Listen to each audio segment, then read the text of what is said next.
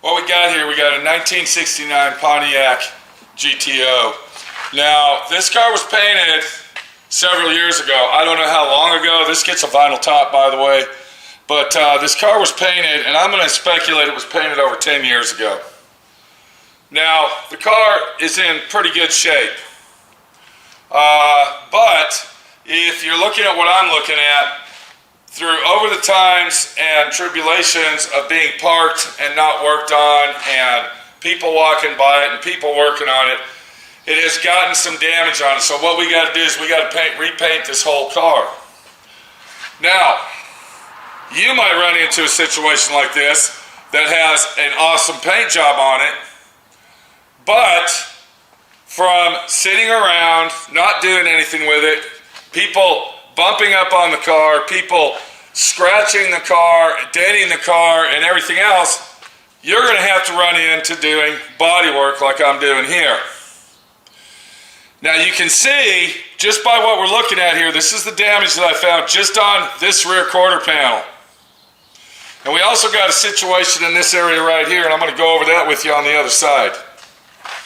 But one thing you got to remember on these old classic cars that have been restored already is that they are going to have Bondo.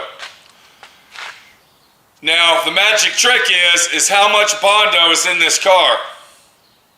Is this whole quarter panel skimmed with Bondo? I'm speculating that this car is a semi-Bondo buggy. That means that it has Bondo in areas that had major damage, but whoever did the body work did a pretty good job because they didn't skim the whole car with Bondo. If we look right here, this is Bondo. Right here's Bondo, but you can see bare metal right here. So that's telling me there was a dent in this area, and what the guy that did the body work to this did it the proper way because he didn't skim the whole thing with Bondo or spray on Bondo, whatever, to repair the dent. Another situation we have is here's some more Bondo. You can see where I hit Bondo, and then it all fades out down here, so there was a dent in this area as well. And then in this area right here, what happened, once again, this is getting a vinyl top that goes all the way down to here. But you can see that all these little chips, they go past where the vinyl top is, so we're going to go ahead and fix this because we're actually going to paint the car all the way up to here. All right? And then we'll fade the paint into the top. But what's going on here is, I guess what happened when they were towing the car, the windows were down, the seatbelt got loose and was rattling against the rear sail panel. And it created all these chips. Now, normally to fix these chips on a car, you would take your block sanders, DA sanders, this, that, and the other, and you would go ahead and sand that down and feather all them little chips out until they were gone. But on a particular car like this, we can't do that. We don't know if this is full of Bondo up here. We don't know what kind of body works under this. And by grinding and sanding and getting rid of the paint is going to lead into more work that we're not getting paid for. Now, when I first looked at the car, I always look at body gaps. I always look at the gaps and see if they're even, if they're Steven, if they're squared up, and what's going on with all the body lines of the vehicle. I noticed that this fender, and this is pretty common on these GM muscle cars in this area, this has a pretty big gap on it. This is a big gap fender right here. Look at how big that is. And that's pretty common, not just on the Pontiacs, but also the Buicks and the Chevelles, the Chevrolet. So the General Motors always had that big gap in them. Another thing I noticed is that when I started grinding this fender, there's a dent right here and it's like a crease. I noticed I started hitting the Bondo. This is primer. So if we look at this primer here, and then we come over here and look at this primer here, we can see that that's two different type of primers. I'm speculating that this is that DuPont Euro Prime, which was basically the first generation of 2K primer. Because this is yellowish in color, and DuPont is the one that used to put this primer out. And then I'm speculating years down the road of whoever restored this, because a lot of guys, it'll take them years to do a car like this. Takes them years.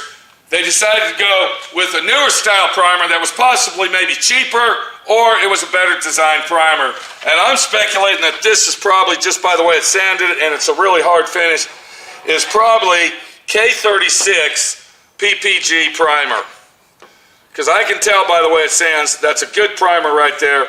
And whoever did this job used top quality paint supplies. So back to diagnosing a car that you, the viewer, might want to paint, and you're trying to give an estimate on it. So we found dents in it, and we're also looking at our body gaps. We see that this gap is really, really large, but that's a common thing on these cars. But then when we get up to the front bumper, we can see that the gap on this is way off. Look at this right here. This is going to need major adjustment. And I've already started on this side. I can't finish this adjustment out on this bumper because it's going to take 4 hands instead of 2. But you can already see where I'm already starting to line this up because this isn't lining up accurately. But if we come down on this side of the car, we can see that this gap here pretty much matches the other side. So that's telling me that these are possibly the factory fenders. These are not aftermarket fenders. Now the owner went ahead and bought an aftermarket hood, and I asked him to line the hood up. He didn't line it up. All he did was bolt it on there. So we're going to have to do final adjustments on that. And on the General Motors, Pontiac in particular, I found that the aftermarket Pontiac hoods usually fit really, really good, and you don't have an issue. It just takes a while to adjust it. But what we're here today for is a situation, and this is the situation right here. And what we're talking about all these chips and I guess seatbelt rash, road rash you might call that. And we got to get rid of this. Now on this car here, we don't want to sand that down to bare metal. Look right here where I found a dent. You can see that I started hitting Bondo. That's where I'm going to stop, and then I'll take my 36 grit DA and go ahead and sand that down. But in this area right here, we got to fix that, but I don't want to take it down to bare metal. I don't want to grind that. We don't know what's under that surface. So I'm going to show you what to do and how to get rid of stuff like this when you're painting a car like that. Welcome to D.I.Y. Automotive School with my friend Pete and Minnie, the body shop girl. It's everything you need to know about cars and more.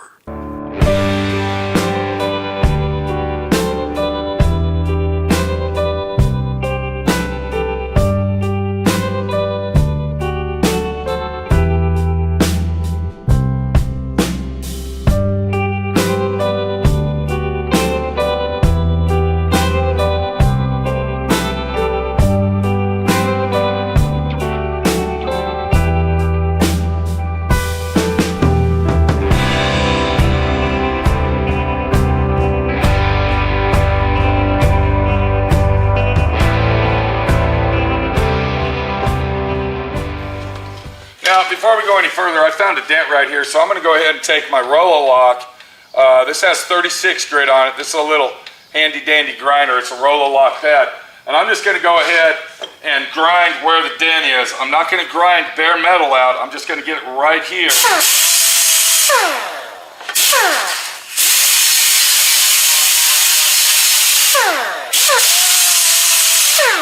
And then what I did is I grinded that down because I got to put filler right here.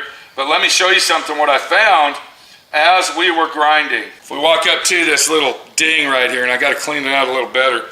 Look what I just found right here. I found Bondo.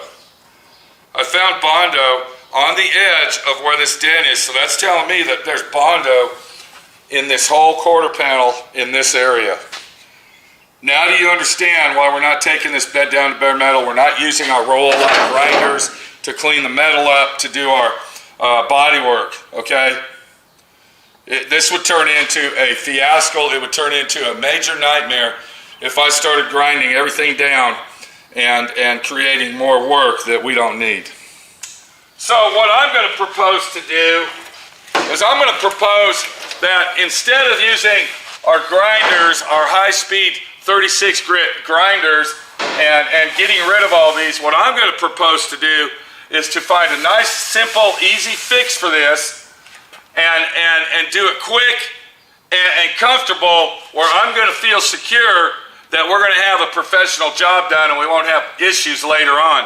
And what I'm going to do with that is I'm going to take my D.I.Y sander. This is a long throw, high-speed D.I.Y sander, dual action, and I got 36 grit on my sander. This is a 36 grit on my pad. And what we'll do with that 36 grit, we're going to go ahead and rough this whole area up using that, but we're not going to remove the paint, because the paint on this is a pretty good quality. It's been on here a long time. I know it's not going to fall off. I know that by me painting on top of this, it's going to be a good job. We came to the conclusion that this car was stripped down to bare metal on a last restoration, because the only thing in there is Bondo and primer and bare metal. So this car hasn't been painted 10,000 times.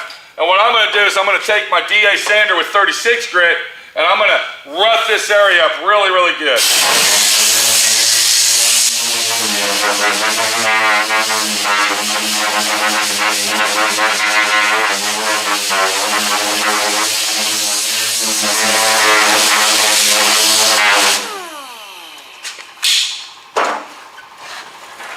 All right, now that we have done that, we're going to go ahead and blow that off really good.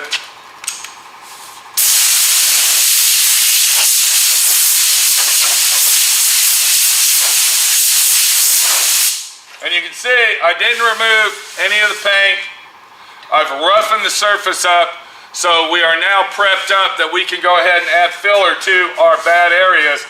But the problem we have is when I roughed that up, I didn't rough all the little chips up inside them chips. Those chips are still filthy dirty. So if we put filler on that just like it sits, all right, what's going to happen is from that dirt in those pockets and that moisture and that grease and filth, that's going to put air behind it, because it's not going to be a solid surface where our polyester filler will actually attach to. And what will happen is eventually those will turn into air bubbles and then flake off. So I'm going to also propose that we take some wax and grease remover with a gray Scotch-Brite. We're going to go ahead and let's go ahead and pour some on here. There we go. All right, and then we're going to take our gray Scotch-Brite and we're going to scuff that up really good using our hand as a forcible tool, and hopefully it becomes a good hand job that says I did the good job and the job's going to turn out good. So by doing this, what we've done is we are cleaning out all them little pits and all them little seatbelt rash situations where our polyester filler will stick to nicely.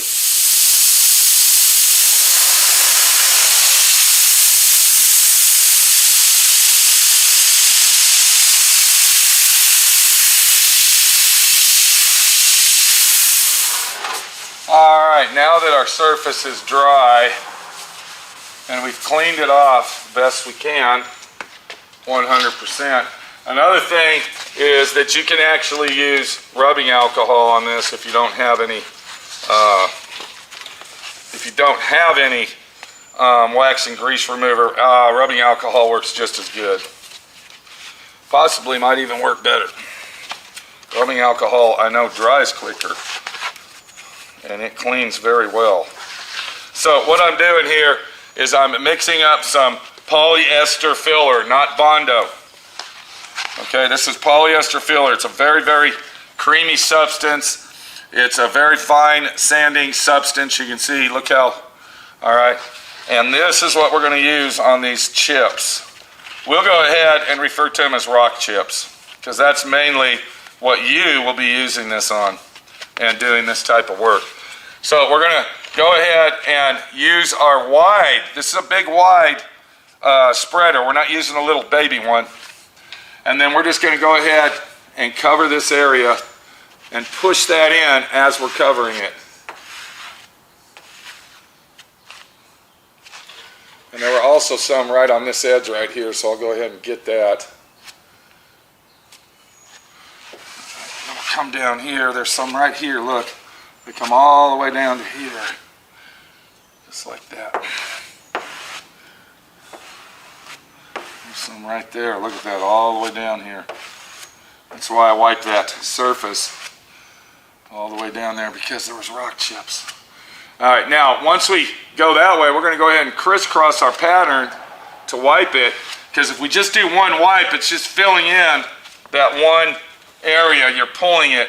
So we're going to go ahead and cross fill it just like this, and then we'll take the excess off as we pull down. And usually, normally, you have to do this twice. One time doesn't cut it.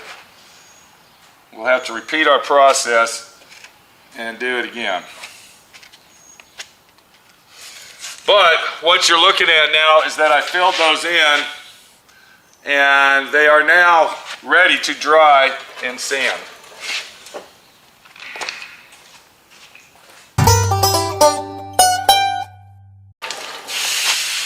Now that our polyester filler is dry, what we're going to do is I'm going to go ahead and take my block.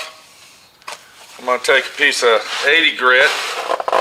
We want to start this out with 80 grit because we want to bust it down quick. Eventually we'll work it down to 180. This will have to be primed, by the way, just to let you know. But this is what you call a quick way to fix rock chips. It's a nice, easy, simple way, and it works very, very well if you use the proper polyester filler that needs to be used. So we roughed it up to 360 to give it a nice raw surface. We didn't remove the paint. We cleaned it out with wax and grease remover using a Scotch-Brite. We went ahead and applied our polyester filler. Now what I'm going to do is I'm going to take my hand block and I'm going to block down that polyester filler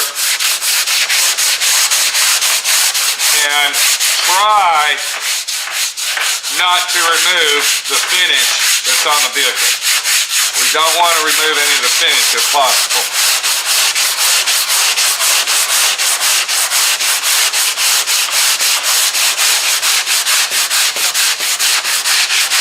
And I'm sure you, the viewer at home, doesn't have one of these, is a jitterbug air file. But if you're going to use this, you got to really pay close attention because you don't want to take too much off. More than likely, you'll be using this block right here. This is a flex block. It's a flexible hard rubber block, and it's designed to sand on situations like this that have curves and contours of unusual shapes. But to speed things along, I'm going to go ahead and use the jitterbug air file.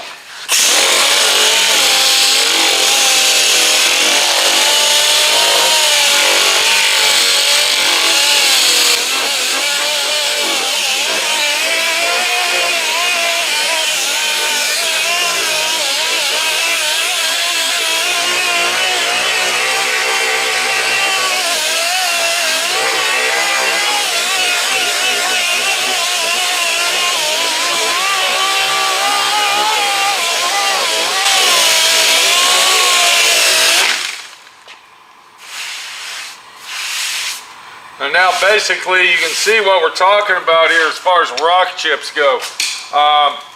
Once again, I'm using the word rock chip as a reference because that's what you will be working on. These were caused from the seatbelt flying out of the car while they were towing it with the windows down and chipping the paint. But this is now a prepped surface. Let me go ahead and take my block. I'm going to feather this area out right in here.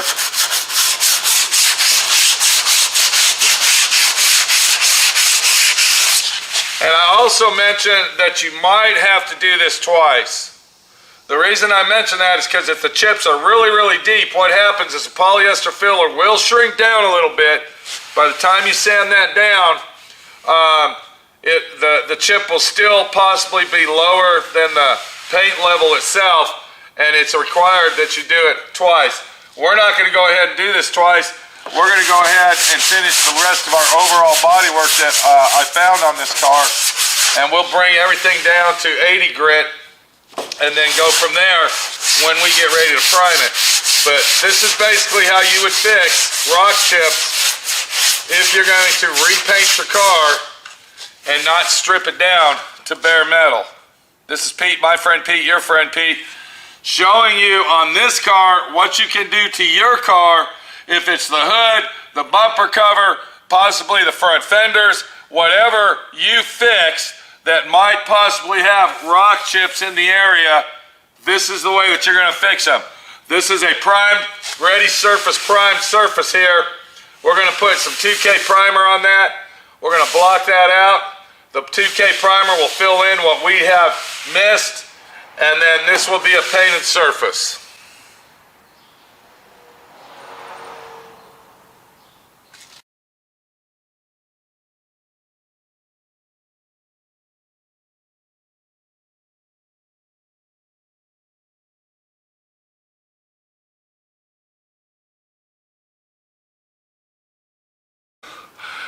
Well, the time's come. We're loading up the very last paint job of SWRC Dallas.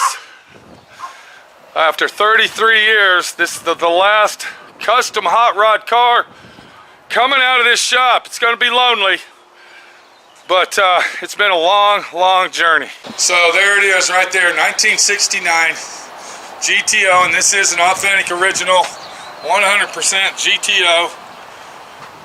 We got GTO Jason and Quality Control Dave. What's going on, Quality Control? You scratched my paint here, bud. No, I didn't either. Scratched my paint.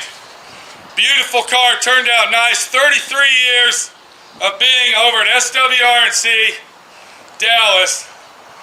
The last car that's going to be painted is this one right here. What do you think of that, Quality Control? This is it. This is it. This is a hallmark of history here. The last car being painted in Dallas, Texas at SWRC, bud. Looks good. What do you think of that? Looks good. How do you like it? Looks great. I mean, you looked at it for about 2.5 hours. Did it come out all right? Perfect. Looks perfect. Okay, there you go. That's what I want to hear. What's going on, GTO Jason guy? What's up, man? Okay, you're a lucky man. This is the last car being painted over at SWRC Dallas. We went ahead and painted the engine compartment for you. Did it turn out all right? We got your hood rigged up there. You had a bunch of dents going on, but my friend Pete took care of that. How do you like that? Does it feel like glass? It's pretty damn smooth. Okay, buddy. Look at it. Stand back over here and look at it. I know, it's beautiful. I'm looking. When you get all done, take your 65 and put it next to the 69. Watch it, got water spots. Easy. Okay, I didn't put that there. Somebody else did. I'm just messing with Okay, that wasn't me, dude. It's okay, man. It's Okay, I'm just saying. These things are meant to drive. Yeah. That's what I like about Jason. He's not some nitpicker, crazy ass that wants it, concourse style. He just wants a beautiful car. He wants it done right. That's all that we're doing here. This is Pete, my friend Pete, your friend Pete, taking a gander at the very last car, never painted at SWRC Dallas. Came out beautiful. I love the color. And it looks awesome. Hold on a minute. What's that? Color of money. It is the color of money. I think we put a dollar bill on there. I like it. We're gonna have to go back and look at that, bud. How long is it gonna take you to get it done, buddy? It's got the interior. We gotta put it inside. How long? Motor's finished probably. Cause I got other stages. Probably about 2 months. So I got other Okay, cars 2 months. I I gotta get some pictures of you with it. Don't load it yet, bro. I know you gotta go cook. All right, this is Pete. Jason's got to get out of here. Beautiful car. The last final job. Hello. What's up, bud? Well, I've learned through the years. Okay. You gotta kind of just force your Because way we were in. supposed to let you go, but go ahead. You gotta force your way in with you if you want to get some words in. Right. Go ahead, bud. Otherwise, you don't let anybody. Go ahead. Is that what you had to say?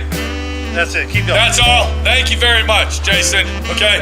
So anyway, we got to get down the road here. This is Pete, my friend Pete, your friend Pete, over here at SWRNC.com. What's up? Another chip over here, Pete. I don't think so. I'm just messing with you. Don't do that, bud. Here comes Control Freak, okay? He's asking you to load it. Let's get her loaded, bud. Okay. All right, there you go. Hang on, I got to get some pictures of that. All right, it's a done deal. We're going to be leaving this place in a couple weeks. Never to see SWRNC again. But my friend Pete's loud voice will always echo at 579 Bennett Lane. Control Freak Dave. Hooking Hook it right up. here. Easy, easy, Right here. easy, bud. Easy.